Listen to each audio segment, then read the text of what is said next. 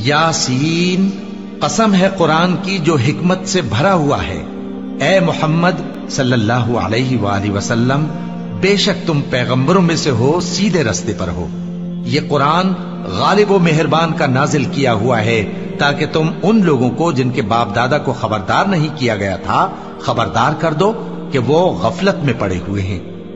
उनमें से अक्सर पर अल्लाह की बात पूरी हो चुकी है, सो वो ईमान नहीं लाएंगे।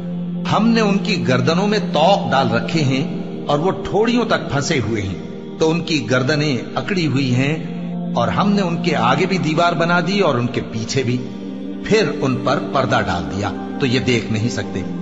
और तुम इनको खबरदार करो या ना करो, इनके लिए बराबर है, ये ईमान नहीं लाएंगे। तुम तो सिर्फ उस शख्स को खबरदार कर सकते हो जो इस नसीहत यानी कुरान की पैरवी करे और रहमान से गायबाना डरे, सो उसको मगफिरत और बड़े सवाब की बिशारत सुना दो।